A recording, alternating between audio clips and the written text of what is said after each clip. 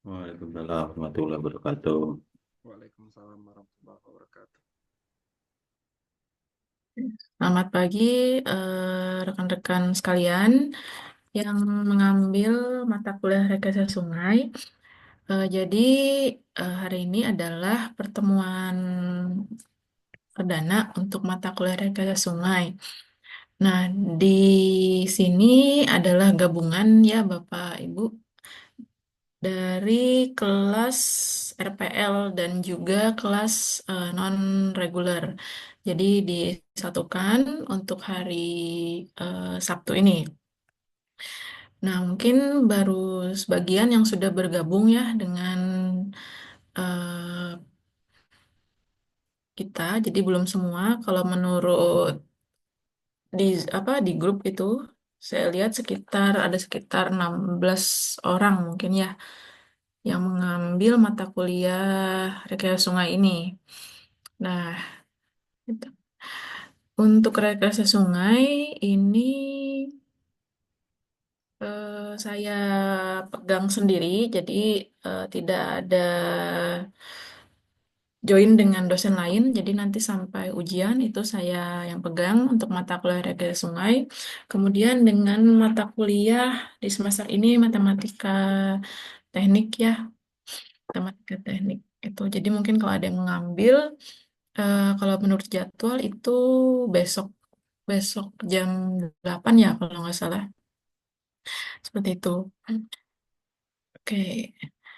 Nah, jadi untuk materi di sini saya samakan dengan kelas reguler untuk perkuliahan rekayasa sungai. Jadi nanti materi yang dipelajari di kelas reguler juga saya akan ajarkan di kelas RPL dan non-reguler ini. Seperti itu.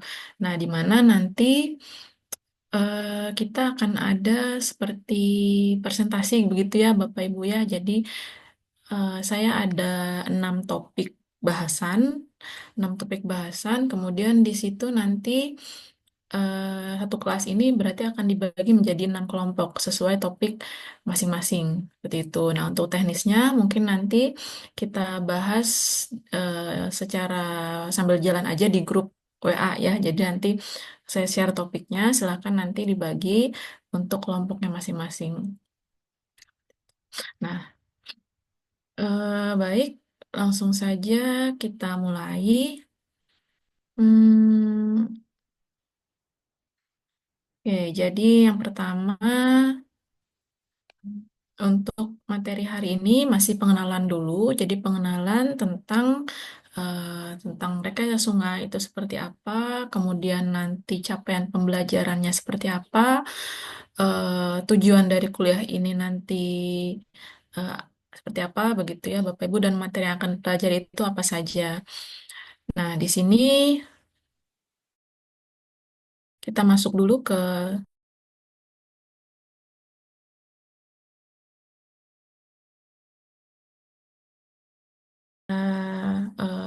bagikan dulu untuk kontrak perkuliahan, di mana penilaian itu terbagi menjadi 3. Seperti bisa dilihat ya, jadi sama seperti semester sebelumnya, ada UTS, UAS, dan tugas. Nah, untuk kehadiran di sini juga saya masukkan, tapi hanya 10%. Jadi poinnya kecil ya sebenarnya kalau kehadiran. Nah, nanti yang besar itu di ujian.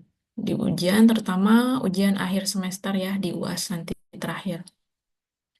Nah, kalau kelompok tadi, presentasi tadi itu masuknya ke penilaian tugas sekitar 20% gitu ya. Jadi antara tugas kelompok, ada tugas pribadi. Seperti itu. Untuk range penilaian, bisa dilihat masih sama, yaitu dari 0, sebentar, dari 0 sampai 100. Jadi skala nilainya masih sama, dari 0 sampai 100, di mana yang paling tinggi adalah A, yang paling rendah adalah dapat E gitu ya untuk hurufnya. Oke, itu kontrak. Ada yang ditanyakan dulu Bapak Ibu untuk kontrak? Atau ada yang mau disepakati seperti apa? Apakah setuju aja gitu ya? Misalnya, oh ya saya setuju aja, ikut gitu. Gimana? Kalau tidak ada, Izin, saya anggap setuju. izin Bu, kalau misalnya nilainya itu Hmm, ngulang ujiannya aja atau ngulang kuliahnya Bu? kuliahnya dong, Oke Bu. karena ada persentase kehadiran dan tugas itu ya. Jadi kalau misalnya sudah dapat berarti ada poin baik itu di kalau misalnya UTS masih bisa ketolong lah. Nah, kalau udah UAS-nya yang jatuh ya udah berarti tetap harus ikut semua walaupun cuma UAS-nya yang jelek. Seperti itu. Siap. Ada lagi? Kalau tidak ada, saya anggap setuju ya untuk semester ini. Jadi eh, pembagian penilaiannya nanti akan seperti ini, seperti itu. Nah, karena rekayasa sungai ini mungkin eh, akan dilakukan sepanjang beberapa kali pertemuan, mungkin nanti bersamaan dengan dosen-dosen yang lain, mungkin kita bisa mengadakan perkuliahan secara luring gitu ya, atau offline. Tapi baiknya itu mungkin nanti bersamaan dengan mata kuliah yang lain. Jadi nanti saya akan berkoordinasi dengan dosen-dosen mata kuliah yang lain. Mungkin di bulan apa begitu ya kita adakan pertemuan secara offline di kelas di kampus gitu. Jadi setelah mata kuliah saya, mungkin Bapak Ibu bisa masuk ke mata kuliah yang lain yang juga offline di hari itu. Tapi untuk waktunya mungkin belum tahu ya. Jadi nanti akan saya diskusikan dulu supaya nanti pemberitahuannya mungkin bisa jauh-jauh hari seperti itu. Itu karena untuk mata kuliah teknik terus terang pasti ada hitungan. Jadi ada nggak mungkin apa ya mungkin adalah mata kuliah yang teori gitu ya tapi kebanyakan pasti ada hitungan. Jadi untuk mempermudah dalam pembelajaran juga nanti akan diadakan mungkin beberapa kali kuliah secara luring. Nah, baik, kalau tidak ada yang tanyakan terkait kontrak, saya teruskan. Nah, ini selanjutnya referensi buku. Beberapa buku yang ini juga saya berikan di kelas reguler ya. Jadi silakan kalau memang Bapak Ibu ada yang mau mencari buku, mungkin kalau di Palangkaraya itu di perpus daerah itu ada beberapa buku terkait dengan sungai gitu atau mau di luar dari buku ini juga boleh gitu sebagai bahan referensi bacaan aja. Nah, di sini ini adalah CPL atau capaian pembelajaran. Sebentar, saya.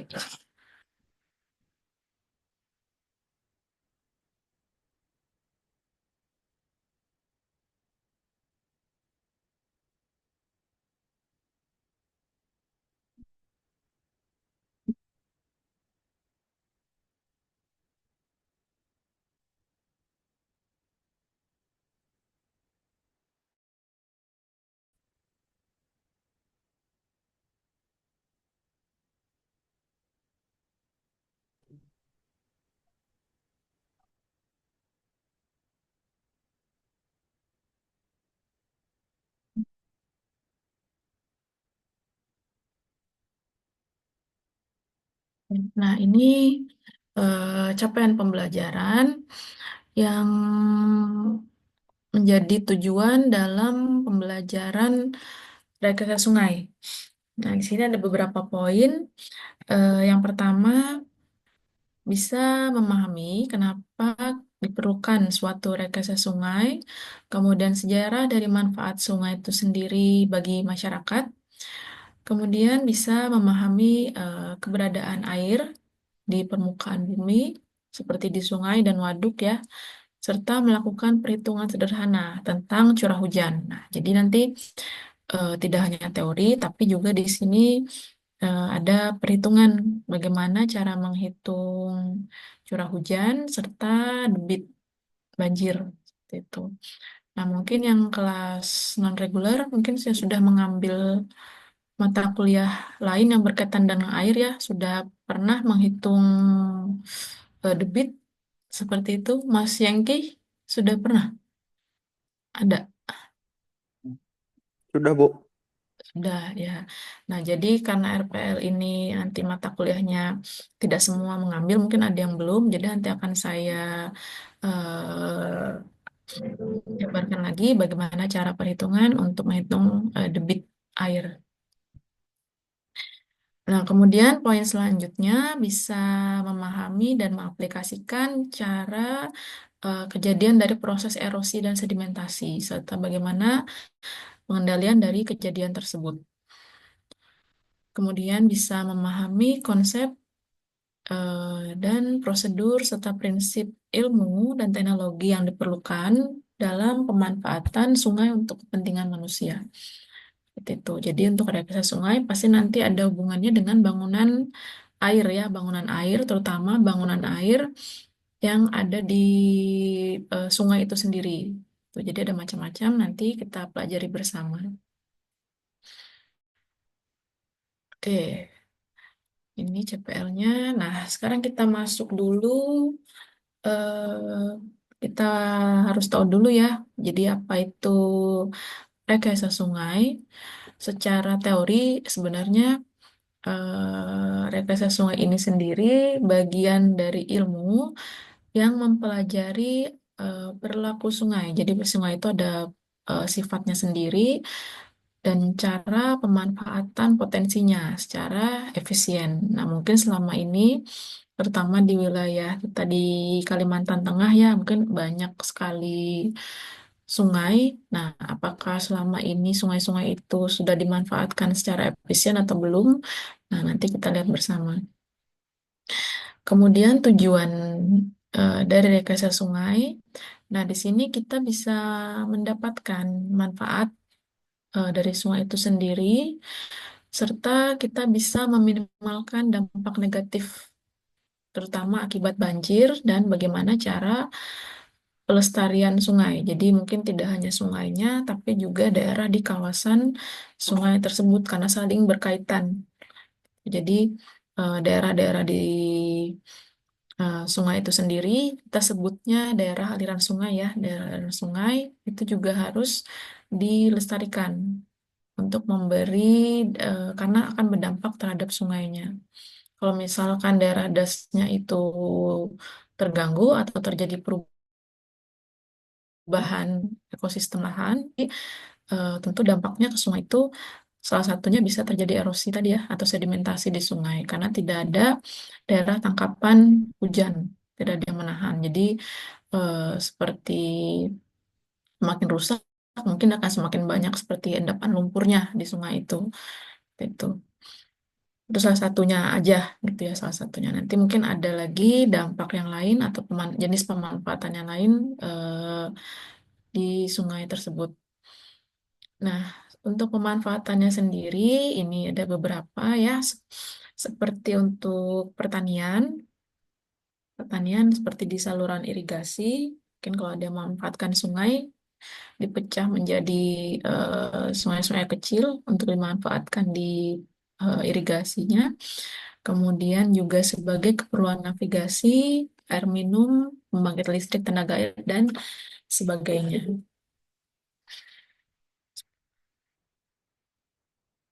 Nah, kemudian untuk pemanfaatan sungai itu sendiri, kita bisa dapatkan dari eh, konservasi sungai. Jadi konservasi sungai ini adalah suatu ilmu yang mempelajari tentang pemanfaatan air sungai, yang mana tadi seperti yang saya jelaskan tujuannya bisa untuk irigasi, kemudian tenaga air tadi ya, yang pembangkit listrik tenaga air (PLTA), kemudian sebagai water supply PDAM gitu ya, perusahaan sekarang namanya bukan PDM ya kalau tidak salah. Sekarang udah ganti ya kalau nggak salah namanya ya. Perumdam, Bu. Perumdam. Perumdam Diundang gitu. ya, Ya. 'Ya. Perumdam. Dulu PDAM, sekarang Perumdam. 。 Nah, untuk pemanfaatan sungai itu sendiri, kita bisa dapatkan dari konservasi sungai, yang mana tadi seperti yang saya jelaskan, tujuannya bisa untuk irigasi, kemudian tenaga air tadi ya, yang pembangkit listrik tenaga air, kemudian sebagai water supply PDAM gitu ya, perusahaan sekarang namanya bukan PDM ya kalau tidak salah. Sekarang udah ganti ya kalau nggak salah namanya ya. ya water supply itu dari contohnya dari Perumdam tadi. Kemudian sebagai pengendalian banjir dan juga drainase. Nah, drainase kalau misalkan di wilayah kita mungkin dari perumahan kemudian masuk ke apa namanya parit gitu ya, parit kita sebutnya parit. Ada parit yang di pinggir jalan, baru nanti akan masuk ke sungai, baru nanti akan sungai kecil, baru nanti ke sungai besar. Bukan sungai kecil sih, mungkin kalau kita dibilangnya apa seperti apa pengaringan gitu ya, kalau di sini bilangnya pengaringan. Baru nanti masuk ke sungai besarnya. Nah, ini yang tadi saya jelaskan ada yang disebut DAS, daerah aliran sungai. Nah, jadi untuk sungai itu sendiri dia tidak berdiri sendiri hanya aliran sungai itu saja, tapi dia bergantung kepada sekitar wilayahnya. Jadi kalau dilihat ini ada beberapa daerah aliran sungai, ada satu, ini juga ya ada sungai kecil, dua, tiga, empat, lima. Nah, ini masing-masing das. Ini yang kalau di sini contohnya di sungai yang agak besar ya. Nah, sekitarnya ini sungai yang besar ini itu aliran sungainya berasal dari anak-anak sungai yang ada di daerah hulu maupun daerah tengah.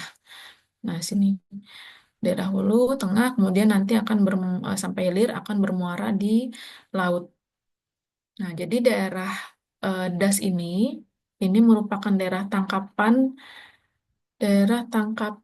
air hujan. Jadi kalau misalkan ada hujan atau proses presipitasi yang jatuh ke sekitar sungai, ke daerah dasnya ini nanti akan mengalir ke sungai itu. Jadi akan mengalir baik yang jatuhnya di darat maupun di anak sungai.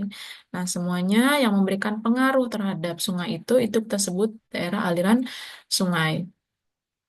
Kemudian nanti masuk ke sungainya, nanti baru akan mengalir dan bermuara ke laut. Sama seperti yang das di sebelahnya ya. Nah, ini sungai-sungai yang lebih kecil seperti ini. Jadi nanti akan dibatasi das yang satu dengan das yang lain itu akan dibatasi ada pemisahnya. Jadi yang mana yang kena pengaruh ke sungai A, yang mana yang kena pengaruh ke sungai B. Seperti itu.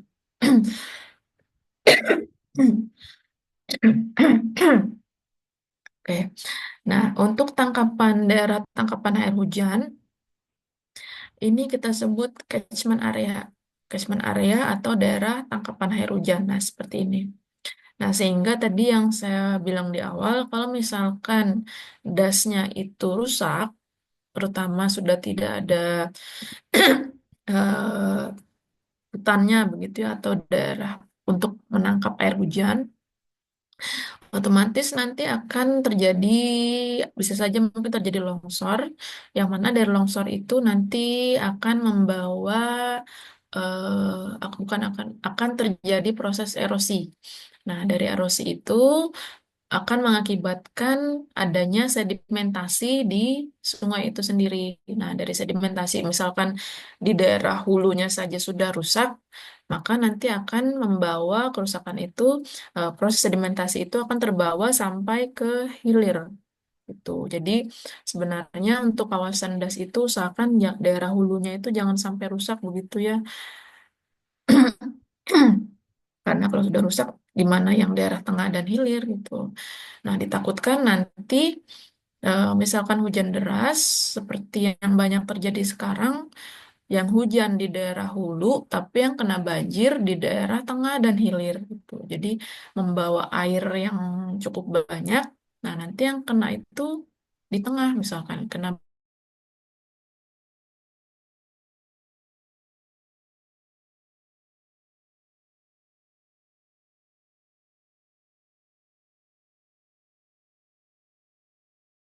di apa ya Jumat kemarin itu saya lihat airnya masih tinggi ya ke daerah Jalan Buntok sana gitu ya itu masih tinggi.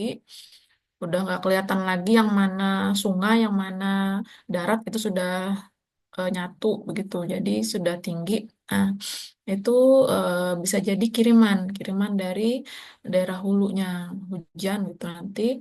Kalau di kita itu sama seperti daerah mana itu ya, Jabiren yang di daerah desa-desanya. Nah, itu juga dapat kiriman air dari daerah, kalau menurut informasi itu dari daerah Kurun sana katanya hujan. Kalau di Kurun udah hujan, maka nanti daerah tersebut mungkin bisa terkena banjir gitu. Bisa setahun mungkin bisa sampai 2-3 kali banjirnya, banjir kiriman gitu.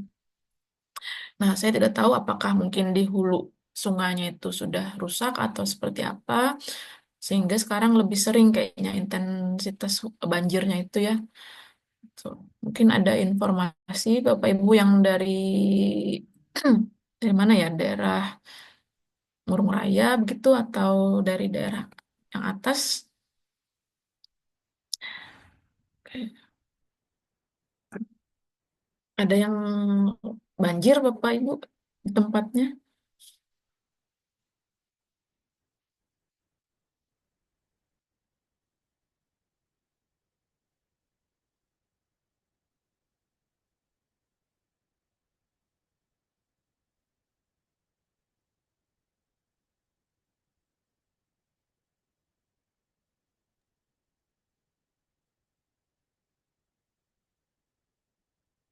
Oke, tidak ada.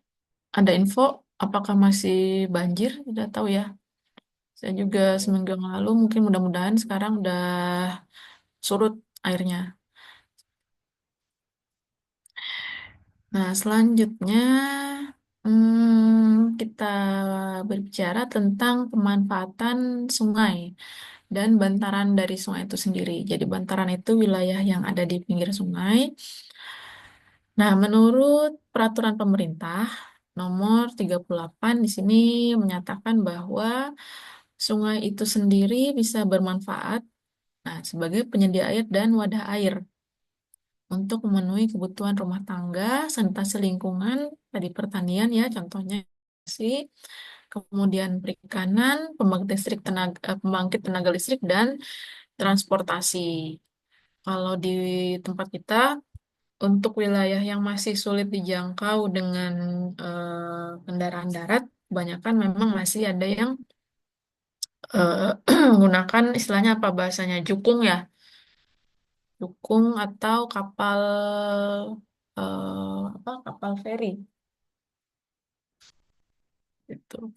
Masih ada yang pakai kendaraan transportasi di kapal kecil seperti itu untuk menuju ke daerah yang sulit dijangkau darat. Nah, malah kadang lebih cepat ya, lebih cepat dibandingkan lewat darat kalau lewat sungai. Kemudian manfaat yang lain sebagai penyalur aliran untuk mencegah banjir serta menjaga ekosistem dari flora dan fauna. Jadi ada satu das itu terdiri dari ekosistem, tidak hanya ekosistem fauna mungkin ikannya saja, tapi juga ekosistem dari flora atau kawasan hutan yang ada di das itu sendiri. Nah, ini tadi pemanfaatan, sekarang kita masuk ke permasalahan. Nah, untuk permasalahan dari das yang ada di Indonesia, di sini saya mau sambil bertanya nanti ya mungkin terkait permasalahan ini kepada Bapak Ibu sekalian. Yang pertama adalah permasalahan terkait banjir dan kekeringan. Kalau misalkan musim hujan, banjir. Kalau misalkan sudah musim kemarau, itu terjadi kekeringan, jadi tidak bisa dimanfaatkan sungai itu sendiri. Nah, mungkin ini juga banyak terjadi sekarang. Kemudian yang kedua adalah tanah longsor. Nah, ini tadi ya, kerusakan ekosistem itu nanti akibatnya ada tanah longsor, erosi, dan sedimentasi di sungai. Sungai, di saluran, waduk, atau danau. Nah, nanti akibatnya kalau misalkan sedimentasinya itu melebihi standar yang diizinkan, nah maka dikhawatirkan tidak bisa dijadikan sebagai sumber air atau water supply tadi. Itu. Nah, salah satu caranya untuk ada yang tahu mungkin Bapak Ibu bagaimana cara mengatasi permasalahan sedimentasi di sungai seperti apa?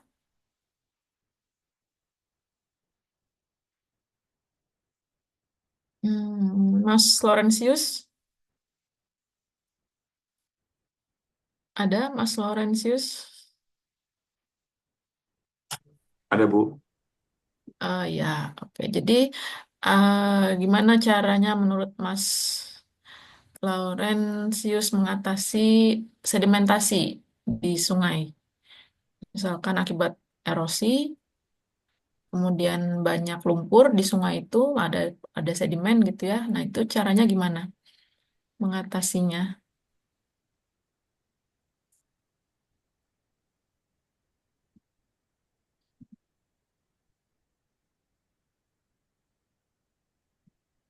Mungkin bisa pengerukan Bu. Salah satunya Ya, salahnya pengerukan. bisa pengerukan. Ya, kalau yang banyak dilihat, saya juga ada beberapa lihat di TV mungkin ya salah satu cara untuk mengatasi sedimentasi atau penumpukan sedimen di dasar sungai itu salah satunya bisa dengan pengerukan. Ada yang lain dari rekan-rekan yang lain mungkin bisa dinyalakan ya, bisa di on cam biar saya bisa sambil tahu. Jadi kita sambil diskusi. Jadi saya nggak ngomong sendiri begitu Bapak Ibu. Nanti saya nggak tahu Bapak Ibu dengar apa enggak gitu saya menjelaskan.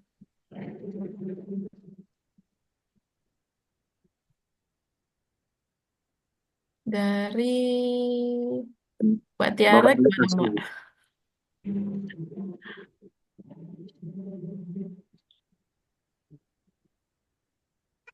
Siap, Ibu. Gimana ya Mbak? Tadi kata Mas Laurentius dikeruk katanya. Kalau Mbak Tiara gimana? Cara mengatasi sedimentasi.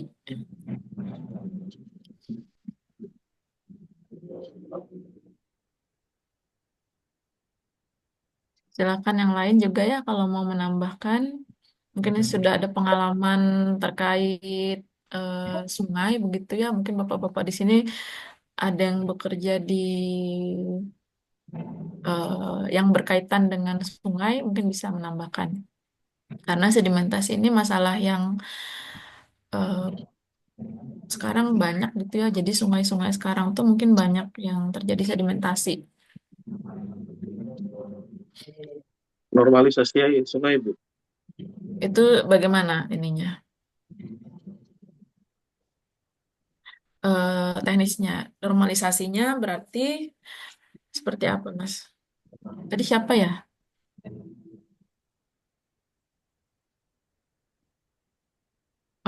Siapa tadi ya yang jawab?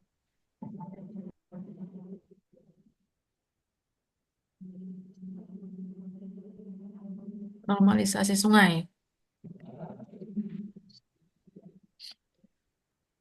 Mungkin salah satu penghijauan di area-area yang ini, yang terjadi longsor Bu. Oke, jadi em, memperbaiki ekosistemnya dulu seperti itu ya. Seperti itu ya. Siapa tadi yang menjawab? Iya Maaf, Bu. Firdi, Mas Ya Bu. Firdiansa. Oh, Mas Firdiansa. Oke. izin Bu, kalau misalnya di sungai apa namanya Sungai Kahayan ini kan Hah? banyak kan ini Bu apa namanya pengeruk apa sedot emas ya. Jadi itu masyarakat, jadi bisa diedukasi masyarakatnya untuk menjaga lingkungan gitu Bu. Betul. Itu salah Nah, satu itu cara awal. agak berat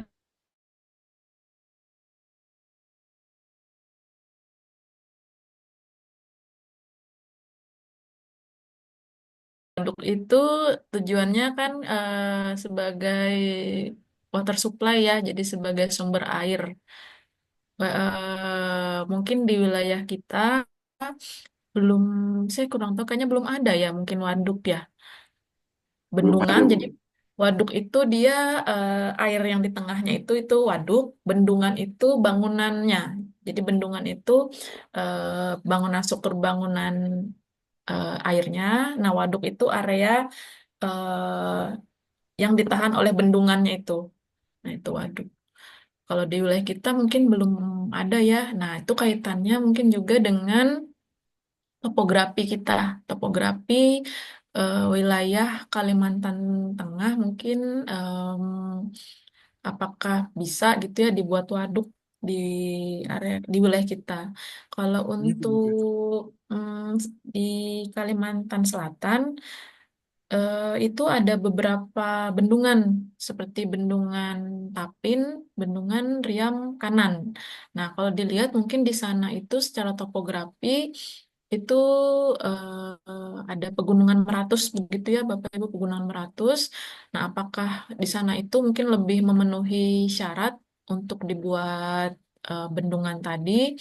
Nah, kalau mungkin di tempat kita mungkin ada bendungan kecil gitu ya, kalau nggak salah ya. Apa Bu bendungan gitu? Ya, Bendungan-bendungan di tempat kita itu mungkin ada tapi kecil kalau nggak salah ya. Ada yang tahu lah di Kalimantan ada Bu Tengah. di ini Bu di eh, Barito Timur, Hmm? lupa nama bendungannya apa. Oh Di ada. Ampah, di Ampah.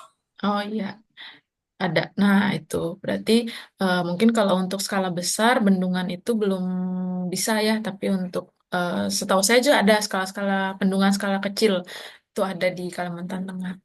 Nah, tadi balik lagi permasalahan cara untuk mengatasi permasalahan tadi beberapa masukan dari teman-teman ada dengan pengerukan, kemudian memperbaiki di wilayah hulunya. Kalau memang hulunya rusak, yaitu berarti ekosistemnya harus diperbaiki. Nah, itu berkaitan lagi dengan kerjasama antar instansi ya. Nanti juga ada di sini. Oke, selanjutnya masalah yang ketiga adalah pencemaran air dan tanah. Jadi ketika berbicara sungai, tidak hanya air, tapi tidak hanya air yang dijaga, tapi juga tanah. Jadi kenapa kita harus menjaga kebersihan tanah di sini? Kenapa? Padahal yang dipelajari kan sungai gitu ya. Kenapa tanah juga harus masuk? Nah, ini balik lagi. Air yang ada di sungai itu sumbernya berasal tidak hanya berasal dari air permukaan, tapi juga berasal dari air tanah. Jadi dari air tanah nanti akan mengalir ke sungai kecil, baru nanti akan masuk ke sungai besar. Nah, kemudian beberapa pencemaran, pencemaran tanah yang biasa terjadi ya. Salah satunya adalah pembuatan tempat pembuatan air sampah yang tidak sesuai standar.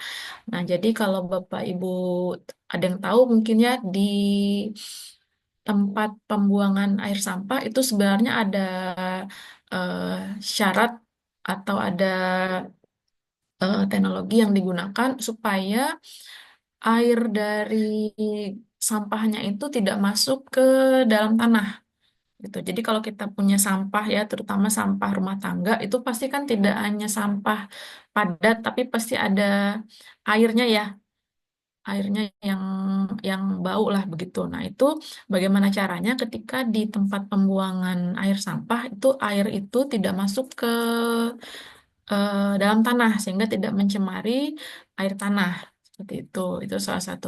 Itu satu. Kemudian yang kedua pencemaran tanah itu juga bisa terjadi kalau dari pembuatan, ini mohon maaf ya, pembuatan septic tank yang kurang benar. Tahu kan ya, kalau misalnya septic tank itu ada syarat syaratnya supaya si kotorannya itu tidak mencemari air tanah. Seperti itu. Karena ada penelitian, bukan di sini sih, mungkin di waktu itu di Jakarta kalau nggak salah, di mana ketika diambil sampel air tanahnya, ketika diperiksa gitu ya, ternyata mengandung tinja. Nah, mohon maaf ini mengandung tinja. Nah, jadi ternyata sudah tercemar oleh kotoran tinja tadi. Nah, itu akibat dari pembuatan septic tank yang kurang benar. Begitu. Nah, mungkin nanti ada yang bocor kah atau seperti apa, masuk ke dalam air tanah. Nah, air tanah yang dipakai pun mungkin air tanah yang bukan air tanah dalam gitu ya. Jadi pakai sumur bor, tapi sumber airnya itu mungkin yang sumber air dangkal. Jadi masih tercemar oleh kotoran tadi gitu. Jadi ketika diambil, nah ternyata mengandung tinja. Nah, itu hati-hati karena air itu kan dipakai untuk konsumsi kita sehari-hari. Seperti itu. Nah, maka biasanya ada syarat, bukan biasanya, memang ada peraturan syarat dari septic tank dan sumur bor. Itu ada jarak minimal. Silakan nanti dicek ya berapa, saya lupa. Jadi dicek itu untuk mengantisipasi hal tersebut. Jadi mengantisipasi kalau misalkan air tanah yang diambil itu bukan air tanah dalam. Kalau misalkan air tanah dalam mungkin tidak terlalu tercemar, mungkin masih masih sumur artesis itu ya, jadi mungkin masih tidak tercemar oleh kotoran tadi. Kalau misalkan ada kebocoran dari septic tanknya, gitu. Kemudian ada lagi kemarin kalau penggunaan ini sih apa dari anak-anak reguler katanya penggunaan pupuk cair katanya dari apa dari tanaman yang ketika hujan jatuh ke dalam tanah gitu. Nah, itu bisa, tapi itu kecil sih mungkin pengaruhnya terhadap air tanah. Seperti itu. Ada lagi mungkin masukan dari Bapak Ibu pencemaran tanah selain dua tadi ya, pembuatan TPS yang tidak benar, serta desain dari septic tank yang juga mungkin kurang benar gitu atau kurang tepat, yang mana ada kebocoran lah gitu ya yang mencemar air tanah. Ada lagi mungkin selain dua tadi, Limbah, Bu. kenapa? Limbah. Limbah ya. Limbah apa itu, Pak? Bisa kalau misal pabrik sawit atau apa, Bu. Biasanya Hmm, sering hmm. bocor. Oh, itu Pak ya. Jadi itu gimana Pak? Dia menyemprot di sawitnya apa gimana itu Pak? Enggak, Bu. Biasanya kan limbah ada kolamnya. Tapi kadang ya bisa melimpah atau apa bisa ngalir keluar tuh. Hmm, oh gitu Mungkin Pak ya. Ya, ya, bisa mungkin masuk bisa ke itu sungai Pak. kan kalau Ini. keluar gitu. Mm-mm, ya, nah itu juga ya. Jadi banyak faktor sumber pencemaran dari sungai itu sendiri. Jadi tidak hanya dari seperti kata Mas yang kita dia penambangan emas liar yang menggunakan merkuri itu mencemari sungainya secara langsung, tapi juga ada pencemaran secara tidak langsung yaitu melalui air tanah tadi. Begitu. Nah, permasalahan yang keempat yaitu keterpaduan dan koordinasi antar sektor atau antar instansi yang lemah. Nah, ini tadi ya, kalau misalkan kita ingin mengatasi masalah di hulu, yang kita atasi itu bukan hanya sungainya, tapi juga di daerah dasnya. Seperti tadi, mungkin ada reboisasi atau penanaman kembali hutan yang sudah rusak, otomatis kita harus bekerja sama dengan instansi yang lain. Mungkin dinas kehutanan gitu ya, atau wilayah sungai bekerja sama dengan dinas kehutanan atau seperti apa. Nah, jadi harus ada koordinasi yang kuat antar instansi. Kalau misalkan lemah, tidak ada koordinasi atau lemah, maka akan menjadi masalah karena tidak bisa berdiri sendiri ya. Kemudian yang kelima, konflik antar kepentingan di daerah hulu dan hilir. Nah, ini kalau misalkan satu das itu dimiliki oleh beberapa wilayah. Jadi kalau anggaplah kayak das Kahayan, yang Sungai Kahayan ini kan ngalir dari hulu sampai hilir. Nah, mungkin ada das Kapuas begitu ya, Sungai Kapuas. Mungkin daerah hulu itu punya Kabupaten A, yang hilirnya punya Kabupaten B. Nah, kalau misalkan dua kabupaten ini berkonflik atau kurang koordinasi tadi, nah itu juga akan menjadi masalah untuk mengatasi permasalahan sungai. Seperti itu. Kemudian di selanjutnya yaitu tingkat pendapatan dan partisipasi penduduk yang rendah. Nah, ini balik lagi ke keterlibatan masyarakat yang ada di sekitar das tersebut. Kalau misalkan masyarakat yang paling gampang sih ini ya, sering kita lihat ya, sering membuang sampah sembarangan. Seperti itu. Nah, itu juga menjadi masalah karena kurangnya kesadaran tadi ya, kurangnya kesadaran penduduk. Kemudian partisipasi dalam pelestarian itu sungai itu sendiri itu juga menjadi masalah. Yang ketujuh, nah ini berkaitan dengan dana. Jadi dana pemerintah mungkin dalam pembuatan bangunan air untuk pemanfaatan sungai tidak ada dananya atau kurang. Nah, itu mungkin jadi masalah juga. Jadi tidak bisa dimanfaatkan secara maksimal. Yang mana mungkin wilayah tersebut mungkin banjir, mau dibuat tanggul atau seperti apa untuk mengatasi banjir tersebut, tapi ternyata dananya kurang. Nah, itu juga menjadi masalah. Yang terakhir adalah degradasi, degradasi hutan dan lahan. Nah, jadi degradasi itu sendiri adalah penurunan manfaat. Jadi penurunan manfaat, kalau di sini penurunan manfaat dari hutan dan lahan yang ada di dasnya itu. Jadi kalau misalkan kawasan hutannya itu sudah terganggu, ekosistemnya yang mana sudah banyak penebangan dan juga menjadi wilayah yang tidak mampu menahan air. Nah, maka akan terjadi lagi, balik lagi, akan terjadi banjir tadi contohnya. Gitu. Jadi terjadi pengurangan manfaat hutan di kawasan sungai tersebut. Oke, jadi tadi beberapa permasalahan eh, yang ada di di wilayah Indonesia. Ini sangat kompleks sekali ya, sebenarnya masalahnya sangat banyak dari hulu sampai hilir. Gitu. Jadi perlu diurai secara perlahan untuk mengatasi permasalahan itu sendiri. Karena kita mau tidak mau kan kita melihat sendiri ya, karena sungai itu kan sering kita lihat di kehidupan kita sehari-hari. Jadi mungkin masalah-masalah yang ada sekarang untuk sekarang ini mungkin banjir, kemudian sedimentasi, kemudian degradasi hutan. Nah, itu yang kita bisa lihat sendiri ya. Mungkin di baliknya itu apakah dana pemerintah, konflik kepentingan antara daerah hulu dan hilir, atau bagaimana keterpaduan dan koordinasi antar sektor itu mungkin lain cerita. Yang kita lihat sekarang ya ini pencemaran dari sungai itu sendiri, baik dari penambangan liar maupun pencemaran tidak langsung tadi, dan juga banjir. Nah, itu mungkin permasalahan yang kompleks yang terjadi sekarang. Oke, ada yang mau ditanyakan Bapak Ibu atau didiskusikan terkait perkuliahan kita hari ini? Jadi masih teori dulu ya untuk rekayasa sungai. Kemudian nanti untuk diskusi kelompok akan kita laksanakan setelah Idul Fitri aja, setelah Lebaran.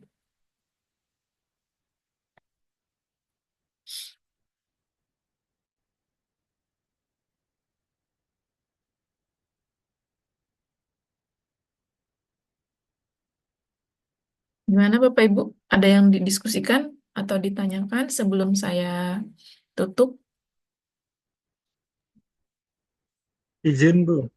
Mungkin Ya. permasalahan terbesar itu sebenarnya ada di pemerintahan, Bu. Jadi kalau kita sebagai akademisi seperti apa tuh? Kan Mhm. kalau saya pernah di Kaltim, bukan yang Gunung Mhm. Bukit Soeharto, itu yang masuk Mhm. wilayah Kabupaten Tenggarong itu, Ya. rata-rata di dalamnya ditambang semua itu, Bu.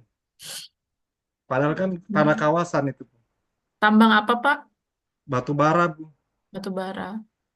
Mm-mm. Ya, itulah Pak. Makanya sebenarnya eh, kuncinya itu ya memang sebenarnya di pemerintah, karena pemerintah itulah yang membuat keputusan dan peraturan sebenarnya. Ya, eh, kita ini ya ya balik lagi kita hanya mungkin bisa membantu skala kecil aja lah begitu ya.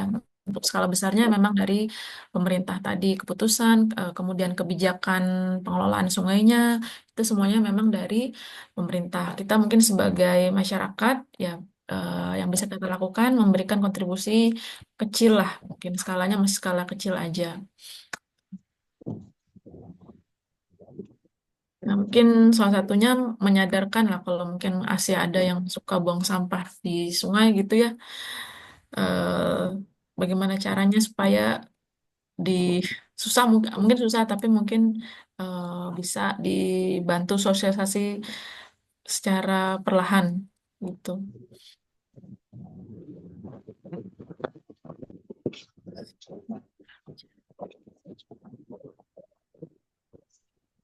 Ada lagi Bapak Ibu?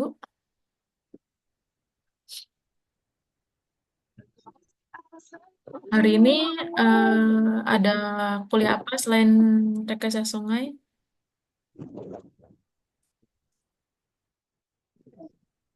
Ada metode konstruksi, pelaksanaan konstruksi sama sama pelabuhan atau apa Bu satunya? Oh, pelabuhan. Pelabuhan. Itu Pak Reja ya? Atau Bu Nirwana ya? Pak Reja Pak ya? Reza, Pak Reza. Oke.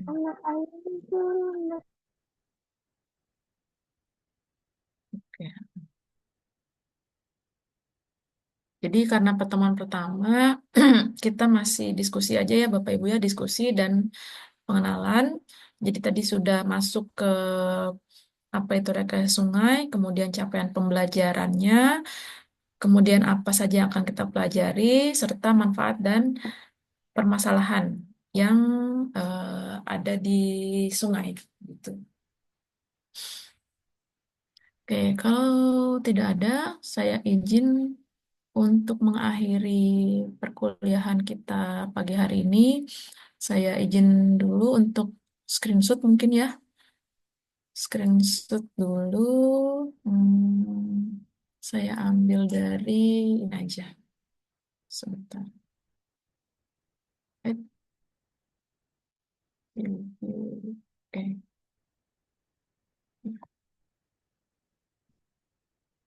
Oke, ini ada berapa ya? Ada 23 ya sama saya. Oke, saya jangan screenshot ya. Ya, terima kasih. Oke.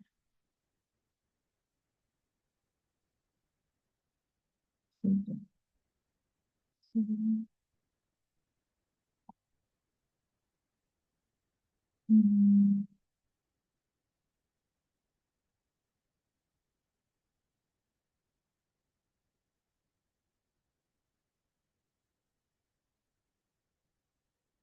Oke, baik. Bapak Ibu, demikian kuliah kita pada hari ini. Semoga bisa diambil manfaat. Insya Allah kita minggu depan sudah libur ya. Kita sudah libur sekitar 2 minggu ya jadinya ya. Sekitar 2 minggu. Jadi kita akan kembali lagi kuliah di tanggal tanggal 12 insya Allah. Gitu. Jadi 29 itu sudah libur, tanggal 5 juga masih libur, jadi kita insya Allah masuk lagi di tanggal 12 gitu ya Bapak Ibu.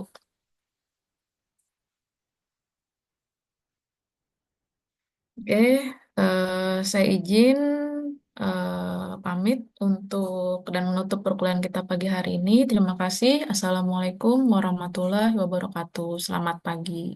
Waalaikumsalam warahmatullahi Waalaikumsalam wabarakatuh. warahmatullahi wabarakatuh. Waalaikumsalam Ibu, warahmatullahi terima wabarakatuh. kasih. Terima kasih, Bu. Ya, terima kasih. Terima kasih, Bu. Pagi.